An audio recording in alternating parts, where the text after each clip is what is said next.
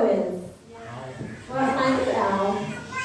Shout it out, I think you know it. A barn owl, yeah, not many people get that right. He is a barn owl. So for those of you who are familiar with this species, you may be wondering, what on earth is a barn owl doing in an encounter about native species? Well, I have news for you. The barn owl has been native here in Aotearoa since 2008. So that's pretty recent, considering we have species that have been here for like millions of years.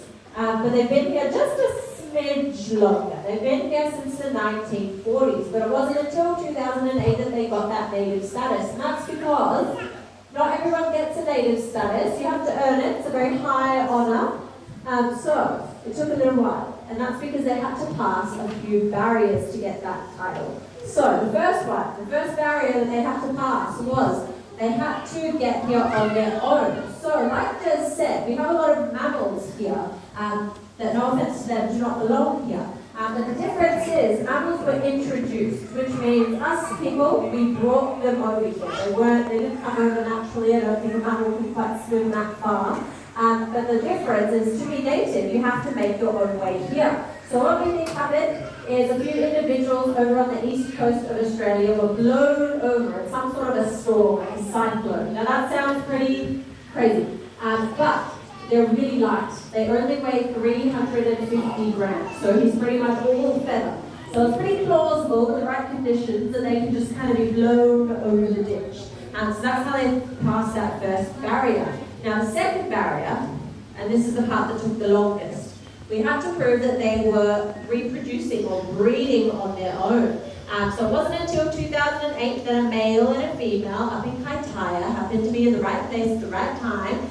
And well, adults, you know the rest. So they started having little chicks, and that's how they passed their second barrier. Now the third one, and definitely the most important, was we need to make sure that guy right there and all of his friends and family were not doing any damage to our already very, very fragile environment. So like I said, we have new mammals here, and they have done nothing but damage. We are in an incredibly critical situation because of these mammals and how they predate on all of our native species.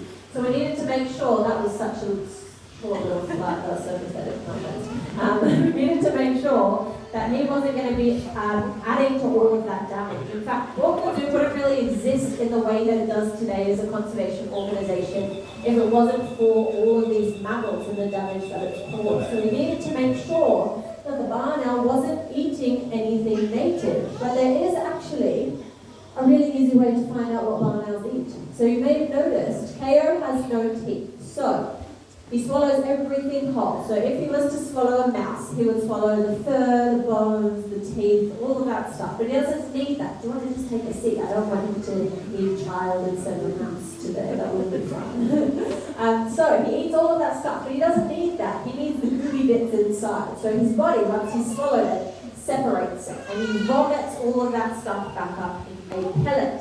So what we can do, someone that works in the Department of Conservation does a very glamorous job. They go out into the wild and cut open the pellets to see what's inside. Does it have feathers? Does it have fur? Does it have scales?